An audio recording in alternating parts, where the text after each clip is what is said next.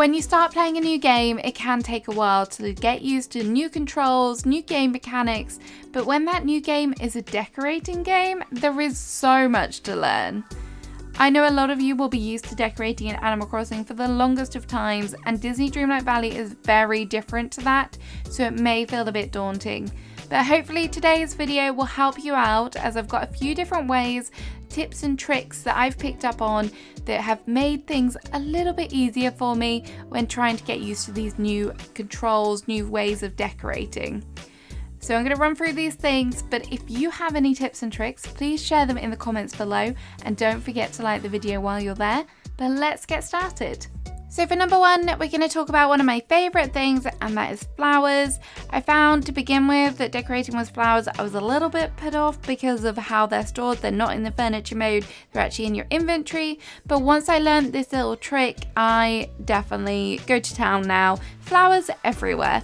So all you have to do is go into your inventory and drop the flowers. If you have a larger stack, don't forget to split them, because otherwise you're going to have to go and clean up the mess later when you haven't used them all. Also, it does have a tendency to kind of fill out one area and then it won't allow you to place anymore. So definitely split them, and then you have a little bit more to work with, just the right amount, I think.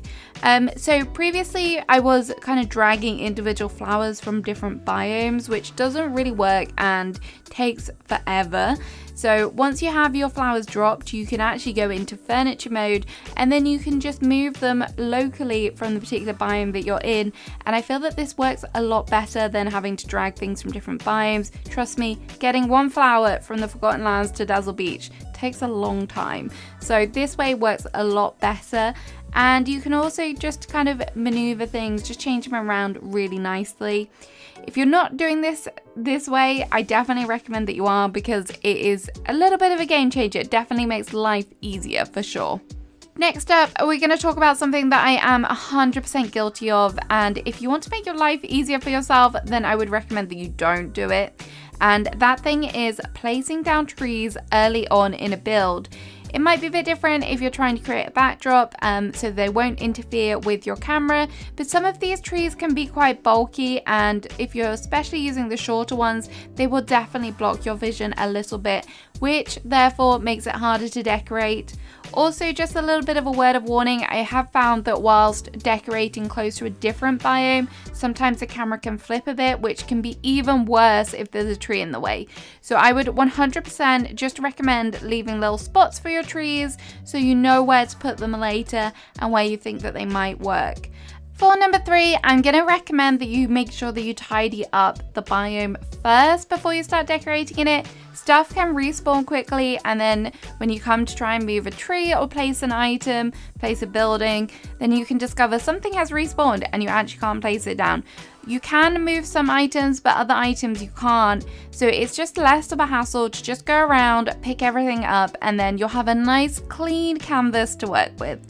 For number four, I'm going to talk about one of the most annoying things about decorating this game, aside from placing down fences, and that is placing down paths. I struggle with this, and I have found the best technique for doing this is to kind of draw an outline of the area where I want to go, or simply place it down in straight lines.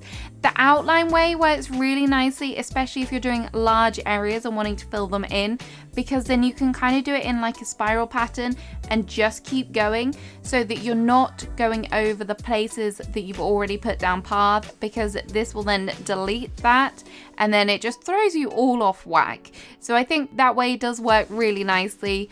Also, the straight line works if you're trying to create different shapes and just kind of go in kind of symmetry with your other lines, and then it does take a little while longer, I found, but it still does work. And yeah, just path placement is just a bit of a struggle, and it's going to take a while for me to get used to for sure.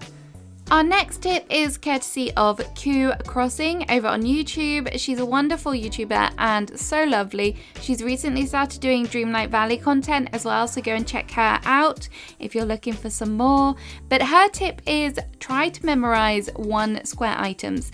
Now, there aren't very many of these in the game at all, particularly when it comes to foliage. So if you're trying to fill out an area, it can be hard, but she has found that daisies are the only 1 tile flower.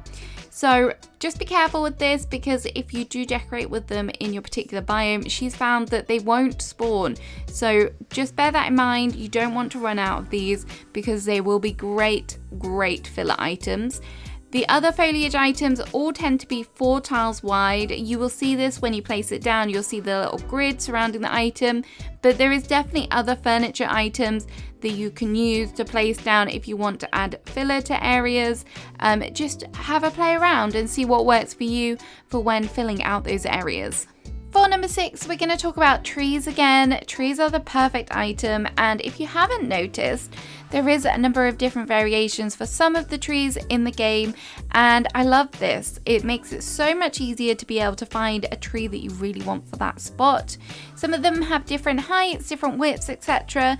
But if you're looking for that perfect one and you keep getting the wrong one, then just keep placing them down, and eventually it will cycle through the list of the different types and you'll be able to find that tree that you're after.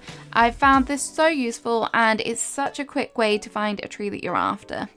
One of the things that I wish other decorating games had more often, and that is an undo button. This is perfect. So many times I've placed down an item and then it's accidentally wiped something out that I didn't want to go. So I just hit undo and it works perfectly. Just don't come out of the furniture mode, otherwise it will save. However, apart from that, it does work amazingly and is so useful. Cannot praise this addition enough. Number 8 isn't so much a tip or a trick, it's more like a positive affirmation, a reminder, so to speak. So this game is slightly different to other games that we've played. Animal Crossing, you have a lot more kind of freedom. There's not so many in-game structures already there, and that's kind of where this varies. Apart from resident services, you pretty much have free reign. While this game, you have differences. There are things such as the plaza and the steps, things like that, which can cause annoyance when decorating. And I'm just going to say this now, do not get wrapped up in that. Do not let it faze you. Just do something that makes you happy. I know you can still make something beautiful, even though that particular area might be 1 or 2 tiles wider than the other area. Don't let it faze you. You can still create amazing things in this game. So for number 9, we're going to talk about the build mode, or furniture mode as they like to call it. The whole valley is set up on a grid system, so similar to Animal Crossing, but this grid is invisible. You won't actually see the lines, the squares, when it comes to placing furniture down, other than on the furniture items themselves. This can make it hard to kind of weigh up, figure out where you want particular builds or particular furniture items to go. So one of the tips that I found is by using other furniture items to measure it out. So when I placed down Mickey and Minnie's house, I wanted them to be the same distance away from the steps. So in order to do this, I used hedges and also some little planter things just to make sure it was exactly the same distance apart. It's a little tip. It will help you, I'm sure, especially if you're doing like a structured area and you want to have that symmetry, then this is a great way to go about it. For number 10, I'm going to talk about planning. Because everything is predetermined in this game, the space you have to work with in a particular biome, etc. If you're wanting to do a build area or decorate a whole biome, I would definitely recommend planning out your pathing first. This particularly applies with structured areas. If you're going to want to do particular places, it will help you decide where to put your houses. So like I've done in my plaza, I totally tore this down and I'm going to redo it. But I've started, as you can see, to already plan out where the pathing is going to go and how it's going to look. So this will definitely help you when it comes to then placing down furniture and foliage. It's just going to help speed up the process for you. So I definitely recommend that. When decorating, you definitely need furniture to decorate with. The crafting furniture, if you find, is sapping your resources, your materials so quickly, then all you need to do is make sure you have one of those items in your inventory, and if you head over to Scrooge's shop, you will be able to buy more instantly. This just speeds up the process and make sure that you're not having to endlessly mine for clay. I say clay because I have an addiction to flower pots. It's not healthy, but we're living with it and we're embracing it. So there's a little tip for you. I'm sure you're aware of that, but if you're not, now you are. So everyone, that's the end of the video. I hope you found these little tips and tricks helpful for when it comes to decorating. It can be enjoyable and I really hope you're enjoying it too. I cannot wait to see more beautiful builds come out of Disney Dreamlight Valley and all of the wonderful new furniture we're gonna get. It's just gonna keep updating. It's gonna get better and better. I'm so hopeful for that. So have a great rest of your day and I'll see you again soon with another video. Bye bye.